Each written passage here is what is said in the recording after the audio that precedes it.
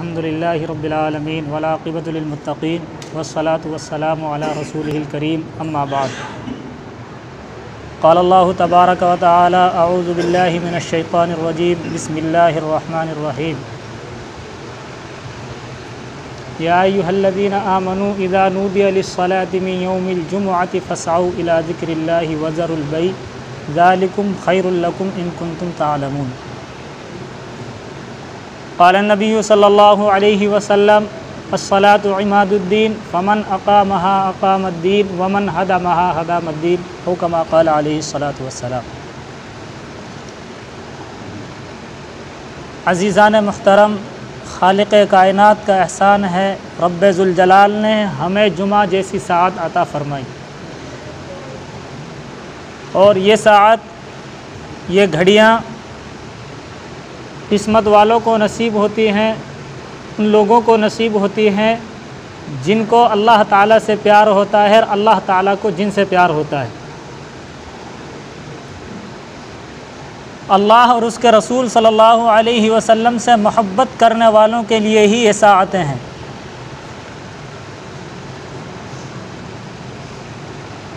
अल्लाह तबारक व तआला ने इंसान को जो दुनिया के अंदर भेजा है, किसी न किसी मकसद को लेकर भेजा है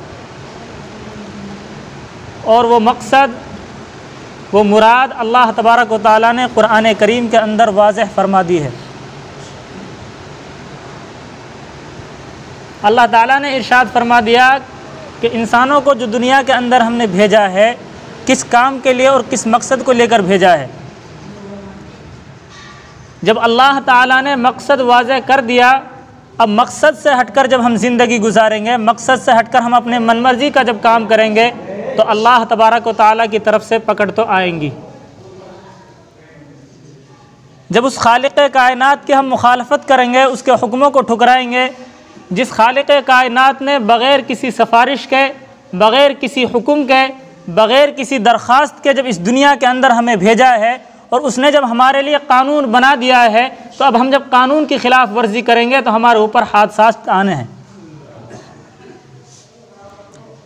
अगर अल्लाह ताला पैदा फरमाकर कानून ना बनाते, कानून वाज़ेह ना करते और इंसानों को ये चीज़ ना बताते कि तुम्हें क्यों पैदा किया जा रहा है, फिर अगर मुखालफत करते, फिर अगर उसके ख़िलाफ़ चलते, उसको छोड़कर चलते, कोई दूसरा रास्ता इख्तियार करते, फिर बचाव का रास्ता था।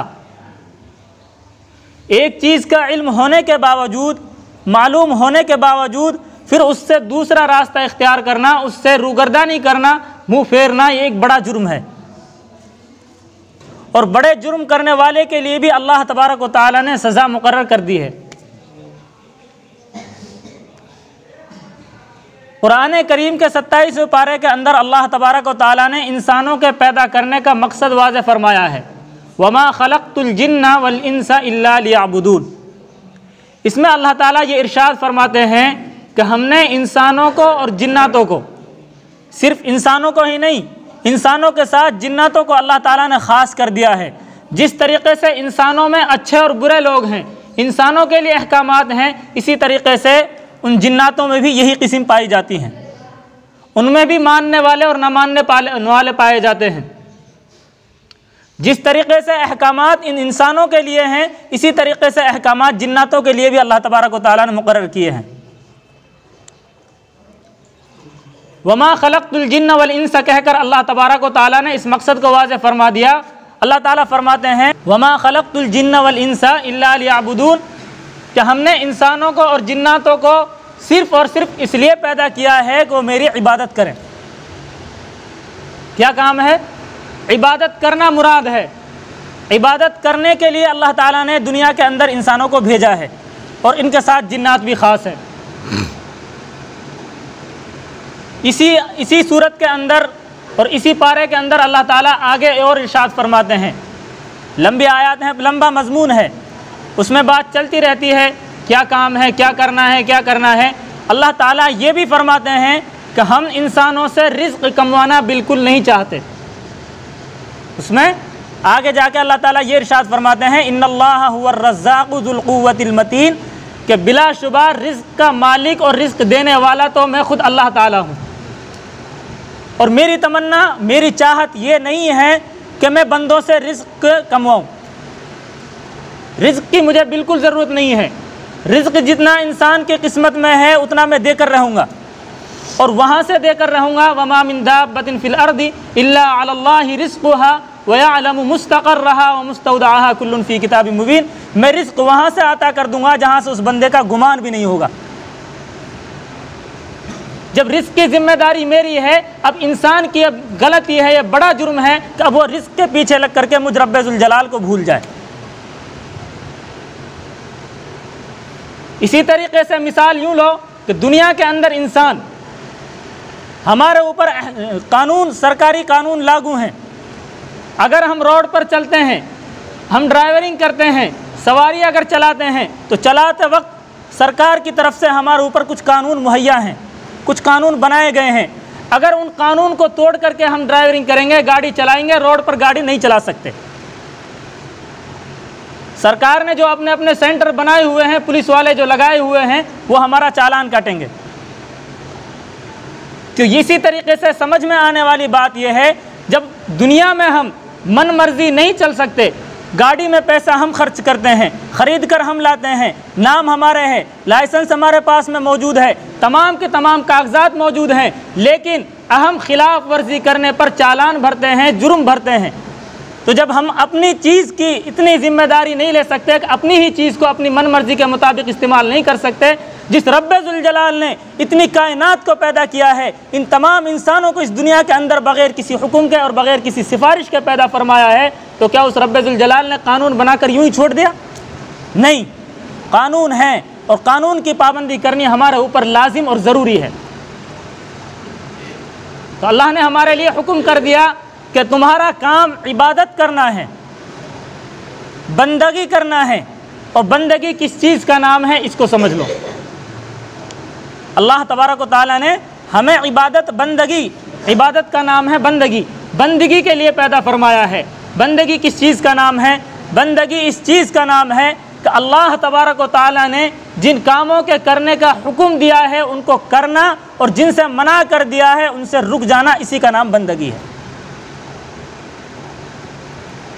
मोटे अल्फाज में समझने के लिए सिर्फ दो ही जुमले हैं, जिन कामों के करने का रब्बे ज़ुल जलाल ने हुक्म दिया है उनको करना, जिनसे मना कर दिया है उनसे रुक जाना, यही सबसे बड़ी बंदगी, सबसे बड़ी इबादत है। मिसाल यूँ समझो, अल्लाह तबारक व तआला ने इंसानों के ऊपर 5 वक्त की नमाज़ें फ़र्ज़ फरमाई हैं, और हर इंसान के, हर मुसलमान के इल्म में है, यहाँ तक के गैरों के इल्म में है कि भाई ये मुसलमान 5 वक्त की नमाज़ पढ़ते हैं और ये वक्त के पाबंद हैं, वक्त पे अजान देते हैं, वक्त पे नमाज़ पढ़ते हैं। और हर मुसलमान ये जानता है कि मुसलमानों पर 5 वक्त की नमाज़ें फ़र्ज़ हैं। फिर उनका वक्त भी मुतय्यन है। वक्त अल्लाह तबारक व तआला ने जो ख़ास कर दिया वो कर दिया। उसके बाद में 3 औक़ात ऐसे हैं जिन औक़ात में नमाज पढ़ना भी गुनाह होता है। 24 घंटे में 3 औक़ात ऐसे हैं जिनमें नमाज पढ़ना भी गुनाह है। हालांकि नमाज इतना ऊंचा अमल है, शरीअत में इससे बड़ा कोई अमल नहीं है, और नमाज का छोड़ना भी ऐसा ही गुनाह भी इतना ही बड़ा है कि इतना बड़ा कोई गुनाह भी नहीं है। हम बड़े गुनाह समझते हैं चोरी करने को, जिना करने को, जुआ खेलने को, सट्टा खेलने को, और जितने भी गलत काम हैं, इन तमाम गलत कामों को हम बड़ा गुनाह समझते हैं। ये अपनी जगह बड़े गुनाह हैं, लेकिन इन सब से बढ़ कर के बड़ा गुनाह यह है कि एक मुसलमान नमाज का औकात को ज़ाय कर दे, नमाज छोड़ दे। इन सब से बढ़कर ये एक बड़ा गुनाह है। इन जितने भी ये जिनको हम बड़े गुनाह समझते हैं, इन तमाम को एक वक्त में अंजाम दे और सिर्फ एक वक्त की नमाज को छोड़ दे, इनका इतना गुनाह नहीं है जितना एक वक्त की नमाज छोड़ने का गुनाह है।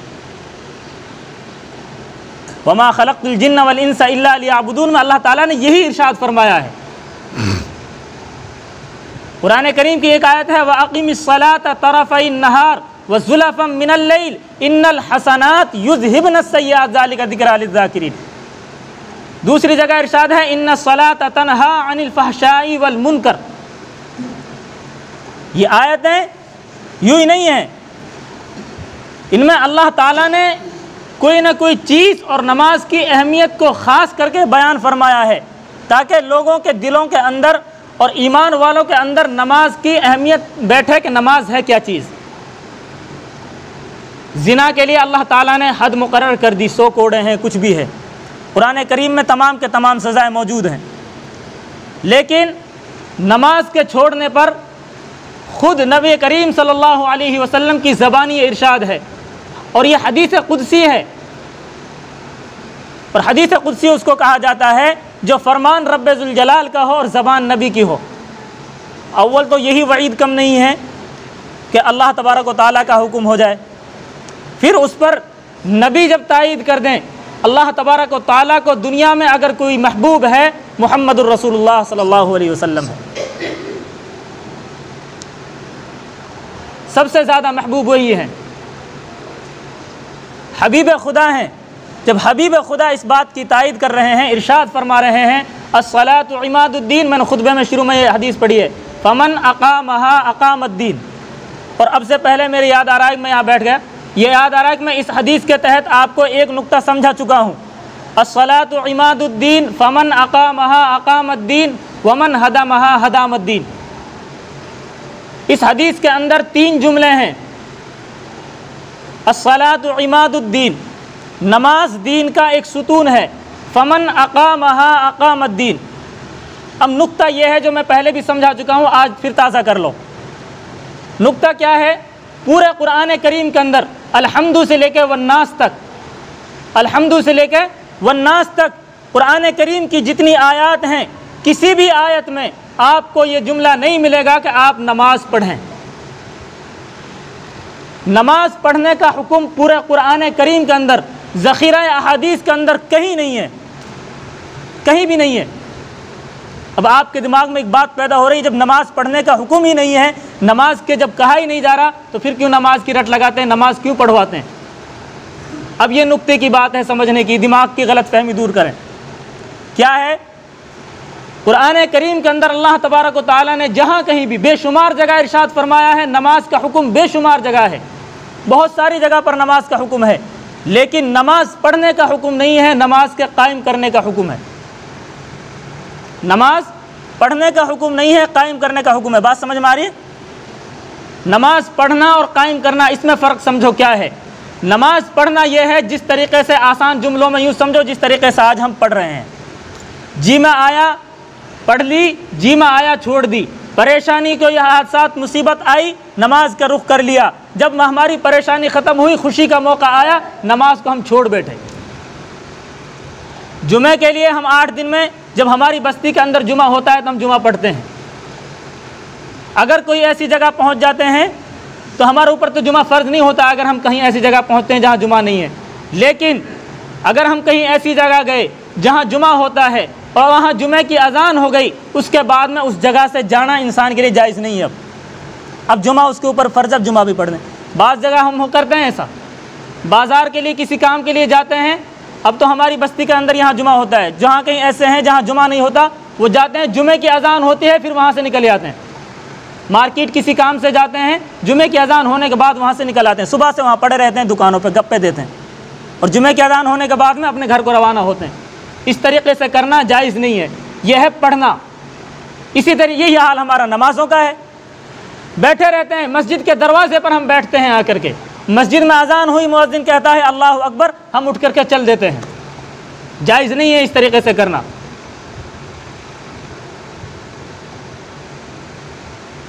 तो यह है नमाज का पढ़ना। और कुरान करीम के अंदर जो हुक्म दिया गया है वो है नमाज के कायम करने का। जिस हाल में भी हो, जहाँ तुम्हें आवाज़ सुनाई दे गई, जिस वक्त तुम्हारे कानों के अंदर मुअज्जिन की तकबीर अल्लाहु अकबर पहुँच जाए, उसी वक्त नमाज का रुख कर लो, ये तुम्हारे लिए बेहतर है। इसी के लिए अल्लाह ताला कुरान करीम की जो आयत है उसमें इरशाद फरमाते हैं, या अय्युहल्लज़ीना आमनू इज़ा नूदिया लिस्सलाह मिन यौमिल जुमअति फस्अऊ इला ज़िक्रिल्लाहि वदरुल बै ज़ालिकुम खैरुल लकुम इन कुंतुम तालमून। ये जुमे के लिए भी ख़ास है और नमाज़ों के लिए भी ख़ास है। इसमें क्या है?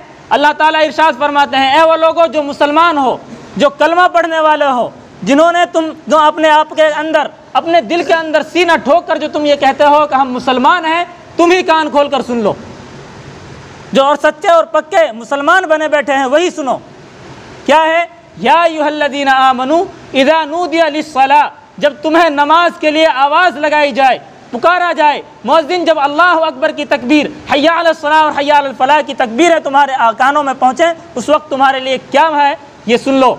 इज़ा नूदिया लिस्सलाह मिन यौमिल जुमुआ, खुसूसन जुमे के दिन, खुसूसन जुमे के दिन जब मुअज़्ज़िन की आवाज़ तुम्हारे कानों में पहुँचे, अपने कारोबार, ख़रीदो फ़रोख्त, तमाम के तमाम कामों को छोड़ करके मस्जिद का रुख कर लो। फसआउ इला ज़िक्रिल्लाह, एक हदीस पाक के अंदर तो यूँ भी आया है कि दौड़ पड़ो। फसआउ से मुराद दौड़ पड़ना है। जिस तरीके से कोई चीज़ तकसीम हो रही हो और उसका ये अंदेशा हो कि इसमें हमारा शामिल होना भी ज़रूरी है, और अगर हम ताख़ीर करते हैं, लेट होते हैं, तो इस चीज़ से हमारा हिस्सा ख़त्म होता है, जिस तरीके से उसकी तरफ दौड़ लगाते हैं, इसी तरीके से इस जुमे के अंदर भी यही चीज़ें पाई जाती हैं। जब इमाम साहब खुतबा देने के लिए इस मेंबर पर बैठता है, फरिश्ते अपने रजिस्टरों को बंद कर देते हैं, फिर जुमे का सवाब नहीं लिखा जाता उसके लिए। इसलिए फसाऊ का जिक्र है कुरान करीम के अंदर कि फ़ौरन अपने कारोबार को छोड़ो, ख़रीदो फ़रोख्त को छोड़ो, अपने काम काज को भी छोड़ो, जिस हाल में भी हो उस हाल में अपने आप को छोड़ करके मस्जिद का रुख कर लो। दूसरी हदीस पाक के अंदर यूँ आया है, अल्लाह के नबी सल्लल्लाहु अलैहि वसल्लम इरशाद फरमाते हैं, जब कोई मोमिन बंदा जुमेरात की रात में अपने दिल के अंदर ये ठान लेता है कि कल जुमा है और मुझे जुमा पढ़ना है, और इसी नियत से अपनी बीवी से रात में हम बिस्तर होता है, हम बिस्तर होने के बाद में सुबह को उठकर गुस्ल करता है, सुबह से तैयारी करके फिर वो इस इंतज़ार में रहता है कब जुमे की अजान हो और कब मैं मस्जिद में जाऊं, और सबसे पहले आकर के मस्जिद में बैठता है। नबी करीम सल्लल्लाहु अलैहि वसल्लम इरशाद फरमाते हैं, अल्लाह तबारक व तआला ऐसे बंदे के घर में मुजाहिद पैदा फरमाते हैं। सवाब से खाली नहीं है। हम बिस्तर होना, लज्जत हमने ली है, मज़े हमने लिए हैं, दिल खुश अपना किया है, अपनी बीवी का खुश किया है, हमने रात में उसका काम को किया है, लेकिन अल्लाह तबारक व तआला मुफ्त में हमें सवाब दे रहे हैं। अल्लाह की रहमतें देखो। फिर अल्लाह तबारक व तआला कुरान करीम की इसी सूरत की दूसरी आयत के अंदर इरशाद फरमाते हैं, जब ये काम करोगे, नमाज पढ़ लो, नमाज के लिए जब तुम्हें पुकारा जा रहा है, नमाज पढ़ लोगे, नमाज से फारिग होने के बाद फ़इज़ा क़ुज़ियतिस सलाह फ़ंतशिरू फ़िल अर्ज़ि वब्तग़ू मिन फ़ज़लिल्लाह। अल्लाह ताला ने ये रोका नहीं है इंसानों को रिज़्क़ कमाने से, रिज़्क़ कमाने से रोका नहीं है, लेकिन वक्त के साथ रोका है कि जिम्मेदारी तो मेरे ज़िम्मे है, रिज़्क़ तो मैं दूंगा, लेकिन कमाना तुम्हें है, हलाल तरीक़े से कमाना है, कमाने के लिए मना नहीं किया। अल्लाह ताला इरशाद फरमाते हैं, फ़इज़ा क़ुज़ियतिस सलाह फ़ंतशिरू, जब तुम नमाज से फारिग हो जाओ, नमाज को मुकम्मल कर चुको और वक्त पर अदा कर चुको, फिर मेरी ज़मीन जितनी भी बड़ी है, ये मैंने ज़मीन को तुम्हारे लिए ही मुसख्खर किया है, इन इंसानों के लिए ही फैलाया है, अब मेरी ज़मीन पर फैल जाओ और रिज़्क़ को, हलाल रिज़्क़ को तलाश करो, मेरा फ़ज़ल तलाश करो। लेकिन यही बंदे हैं जो अल्लाह के हुक्मों को तोड़कर ज़िंदगी गुजार रहे हैं। एक और नुक्ते की बात एक आयत के तहत मैं आपको बता दूँ, अल्लाह तबारक व तआला ने ये आयत नाजिल फरमाई हैं, ये हुक्म लागू फरमाए हैं, तो इनकी सज़ा भी कुछ ना कुछ अल्लाह ताला ने इरशाद फरमाई है। ये कुरानी आयत हैं, कुरान के तर्जुमे, कुरान की बातें, कुरान के अहकामात, ये आयत हैं, और ये इंसानों के ऊपर लाजिम और ज़रूरी है इनका अमल करना। उसी के लिए अल्लाह तबारक व तआला इरशाद फरमाते हैं, जो इंसान मेरे हुक्मों से एराज़ करता है, नाफरमानी करता है, जहाँ कहीं मेरी आयत और मेरी निशानियाँ पढ़कर सुनाई जा रही हों, मेरा हुक्म बताया जा रहा हो, मेरे अहकामात की तरफ रग़बत दिलाई जा रही हो, तुम्हें बुलाया जा रहा हो, और ऐसी जगह से अगर तुम चलते हो, भागते हो, मुँह फेरते हो, रूगर्दानी करते हो, तवज्जो नहीं देते हो, सुन लो उस शख्स से मेरा ऐलान जंग है। कोई ऐसा बंदा जो अल्लाह से जंग करने के लिए तैयार हो, अल्लाह की जंग को बर्दाश्त कर ले? है कोई इस मजलिस में? नहीं है। हमसे पहले कितनी ज़बरदस्त कौमें, कितनी बहादुर कौमें, कितनी ताकतवर कौमें गुजर चुकी हैं, जिनको अल्लाह तबारक व तआला ने ज़मीन में मिला दिया है, जिनके नामो निशान तक बाकी नहीं है। अगर उनको हम जानते हैं, सिर्फ इसी कुरान करीम की बरकत से जानते हैं कि कुरान करीम में अल्लाह तबारक व तआला ने उनका जिक्र किया है। ऐसी ऐसी कौमें जिनके बारे में हम सुनते हैं कि वो पहाड़ों को छील करके अपना मकान तैयार किया करती थी। ऐसी कौमें हैं कि जिनके सामने दरिया भी रास्ता बनाया करते थे। ऐसी बड़ी बड़ी कौमें, ऐसी बहादुर और इतने बड़े बड़े नौजवान इस दुनिया के अंदर आए थे, लेकिन जब वो नाफरमानी पर आए, अल्लाह के हुक्मों को तोड़ने पर आए, अल्लाह तबारक व तआला ने उनको मिट्टी में मिला करके ये साबित करके दिखा दिया कि मेरी इस ताकत के सामने दुनिया की कोई ताकत मान नहीं रखती है। जब मैं ढील देने पर आता हूं तो मुझसे ज़्यादा ढील देने वाला कोई नहीं है, और जब मैं तंग करने पर आता हूं, झटका देने पर आता हूं, पकड़ने पर आता हूं, फिर मेरी पकड़ से कोई छुटकारा दिलाने वाला भी नहीं है। लेकिन इस बात को भूल करके आज हम जिंदगी गुजार रहे हैं। जब दुनिया के किसी काम की बारी आती है तो हम उसमें बढ़ चढ़कर हिस्सा लेते हैं, और जब कब्र की बारी आती है कि कब्र में यह होना है, फिर कहते हैं कि होगा जो देखा जाएगा।